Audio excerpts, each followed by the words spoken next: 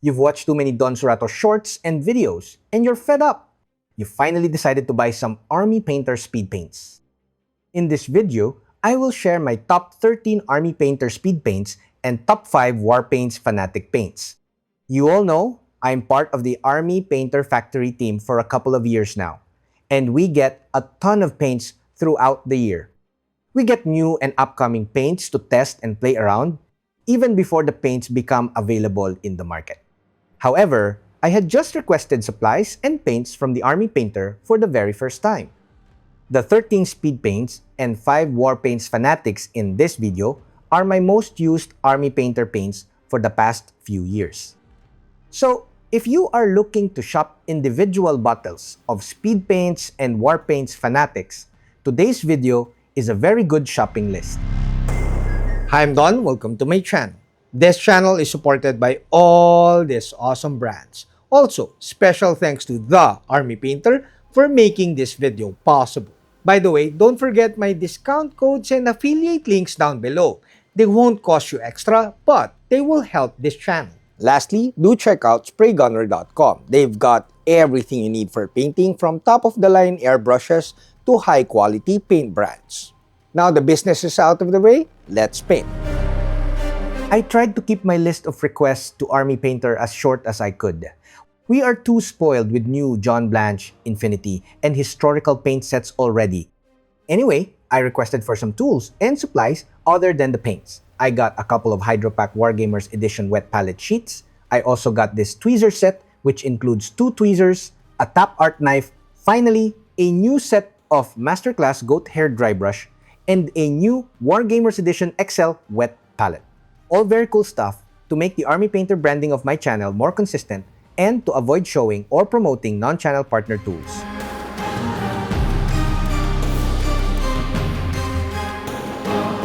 We start with the top 5, or at least my most used Warpaints Fanatic paints. These days, my most used Warpaints Fanatic paints are from the John Blanche Masterclass paint sets and paints from all the historical set. But the 5 paints here are the most used from the older release of Warpaints Fanatic paints. Our very first paint is from the Orange Triad. Orange paints in general have weak coverage, but typical from the Warpaints Fanatic range, the Burning Ore has very good coverage for an orange paint and good saturation at the same time. Burning Ore is not too yellow and not too red-orange, just smack in the middle, perfect as mid-tone and base color. Our next color is from the Yellows Triad. Similar to orange paints from the Warpaints Fanatic range, the yellows have great coverage and good saturation. Demonic Yellow has such good coverage, you could use it as base color or underpainting. I would still recommend gray primer as underpainting for this color though. I would recommend different paints for glazing. Comment below if you want a video about my top Army Painter paints for glazing. The next color is from the Cool Reds Triad. The Cool Reds Triad, similar to the Orange Triad, is awesome. We have here Raging Rose. Raging Rose is the lightest color in the Cool Reds Triad, a perfect highlight color for cloth. This color is bright enough to be a final highlight and is not too pink. Our next and fourth Warpaints Fanatic paint is not a color. We have here the brush-on primer. I do not use this often, since I almost always prime with my airbrush. But after testing and using this a number of times, I thought I wanted a lifetime supply of this brush-on primer. This paint simply works. The last Warpaints Fanatic is not a color and also not a paint. We have here the Warpaint Stabilizer. The Warpaint Stabilizer is perfect for very thin glazes. This product deserves a separate video. The stabilizer has a water consistency unlike mediums. You need to wick often when using this with paints. There you have it, the 5 Warpaints Fanatic that I requested from the Army Painter. Other than matte black and matte white, which have both very good coverage as usual, and other than John Blanche and historical paints that definitely deserve a separate video, these 5 Warpaints Fanatics from the initial release are must-haves in my opinion. If you're liking this video, do give this video a thumbs up and consider subscribing to my channel.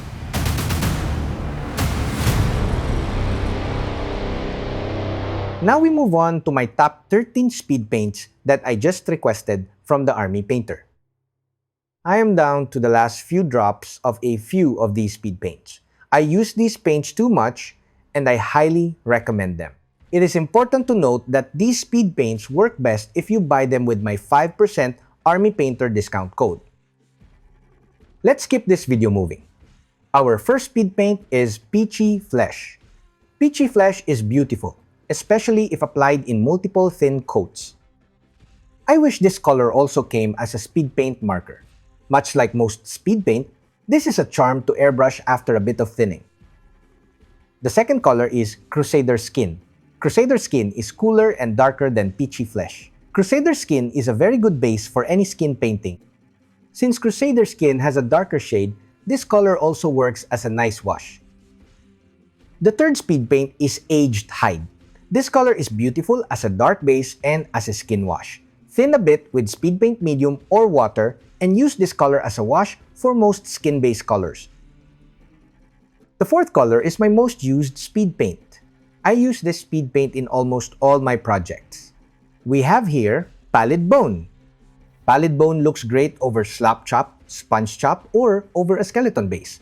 I highly recommend this speed paint as a speed paint or as a wash. The fifth speed paint is Gravelord Gray. This is the perfect gray wash. This is a must-have speed paint next to Pallid Bone.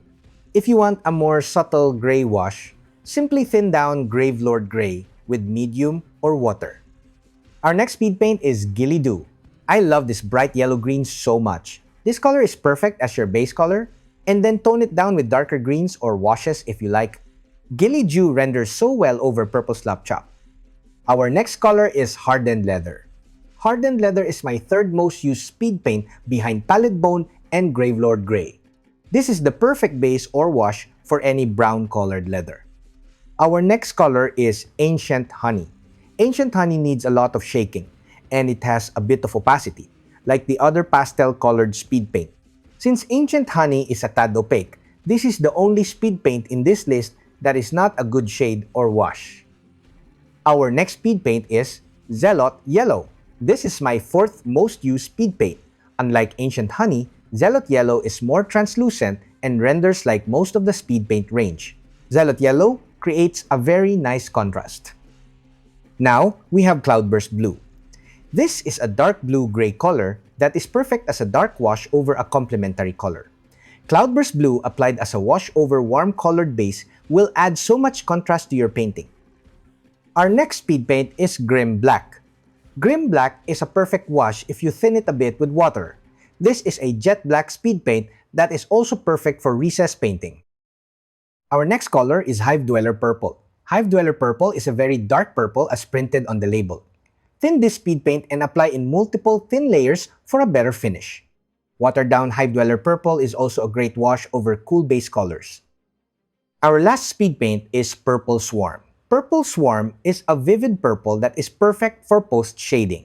This color, diluted and used via an airbrush, is not too dark and not too saturated. The perfect post-shading speed paint. This is my fifth most used speed paint.